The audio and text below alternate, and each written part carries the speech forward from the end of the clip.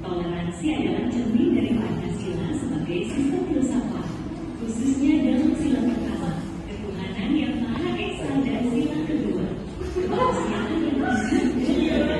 Pancasila membuat sikap saling menghormati dan bersaling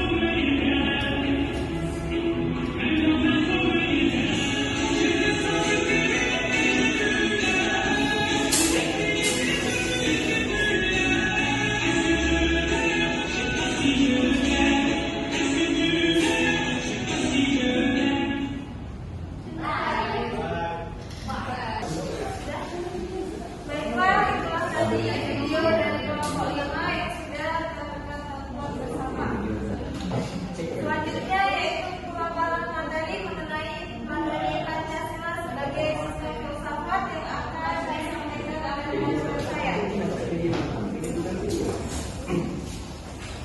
Menelusuri dan urgensi Pancasila sebagai sistem filsafat.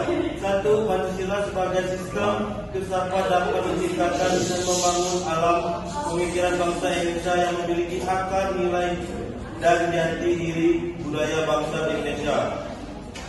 Sehingga Pancasila sebagai ideologi bangsa memiliki karakteristik yang berbeda dengan ideologi lainnya. 2. Pancasila sebagai sistem filsafat secara mendasar diletakkan dalam jiwa bangsa Indonesia agar memajukan harga diri martabat bangsa Indonesia sebagai bangsa merdeka baik secara materi maupun spiritual. 3. Pancasila sebagai sistem filsafat dapat menjadi dasar acuan menghadapi tantangan dan dinamika globalisasi serta revolusi industri yang dapat menunjukkan semangat kebangsaan di tanah air, nasionalisme dan nilai-nilai leluhur ideologi.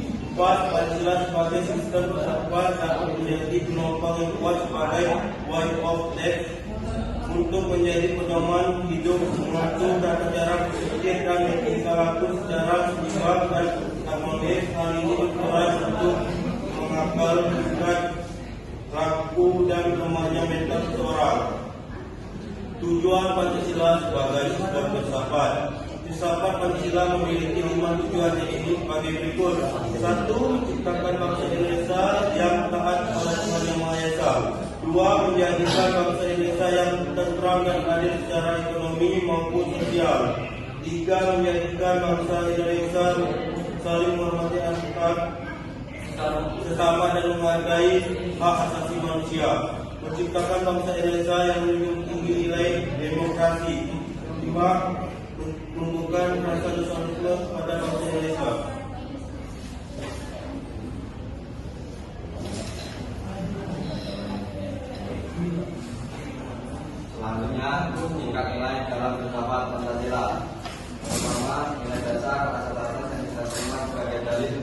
memiliki sifat mutlak yaitu sebagai sesuatu yang benar atau tidak perlu ditanyakan lagi.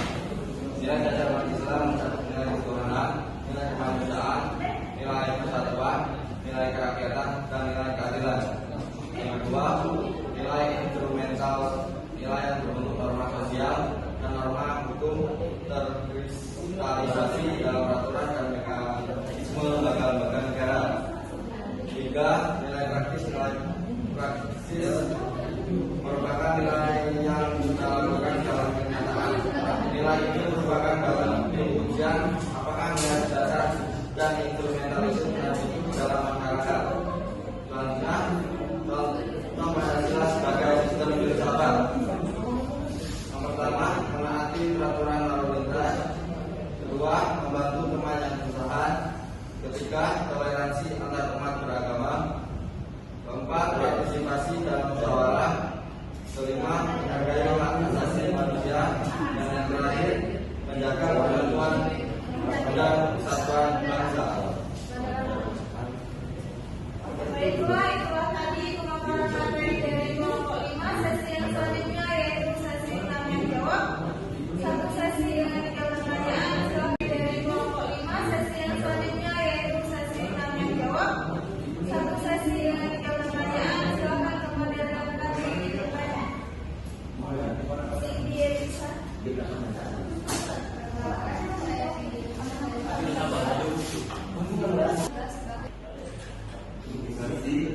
Pancasila sebagai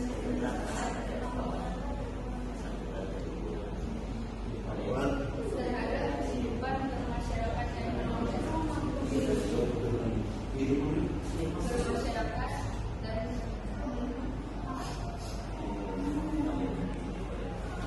baiklah, pertanyaan 2 Adi.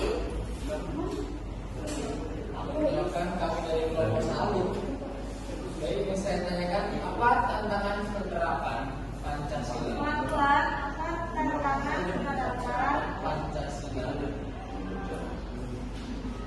sebagai sistem filsafat di era globalisasi.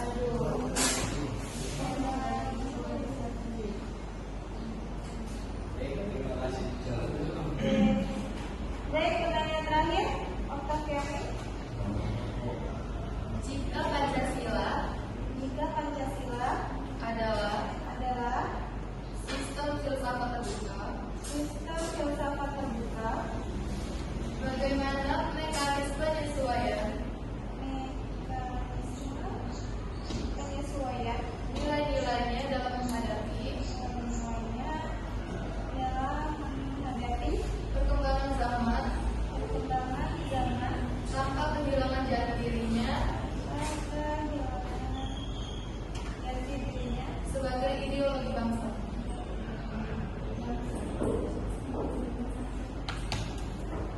Baik, terima kasih kepada rekan-rekan yang sudah bertanya kepada kelompok kami. Berikan kelompok kami beberapa waktu untuk menjawab pertanyaan dari rekan-rekan. Terima kasih.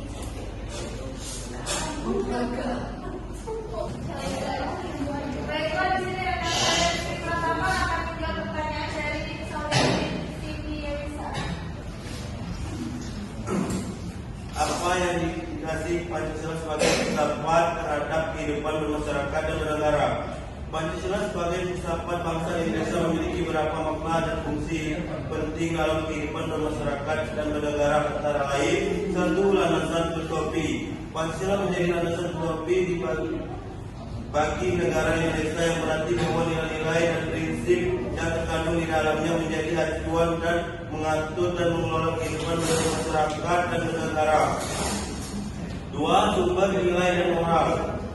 Pancasila menjadi sumber nilai dan moral bagi masyarakat Indonesia, yang berarti bahwa nilai-nilai dan prinsip-prinsip yang terkandung di dalamnya menjadi pedoman dalam menentukan baik dan buruknya, benar dan salah. 3. Pengikat persatuan dan kesatuan. Pancasila menjadi pengikat persatuan dan kesatuan bangsa Indonesia, yang menjadi bahwa nilai dan prinsip yang terkandung di dalamnya menjadi perekat bagi masyarakat Indonesia yang beragam. Pedoman dalam menghadapi tantangan. Pancasila menjadi pedoman bagi masyarakat Indonesia dalam menghadapi tantangan dan perubahan zaman, yang berarti bahwa nilai dan prinsip-prinsip yang terkandung di dalamnya menjadi acuan dalam menentukan langkah-langkah yang diambil. Apakah sudah jelas kepada sampai sini? Baik, di sini sedangkan saya Ilyas akan menjawab pertanyaan dari Adi.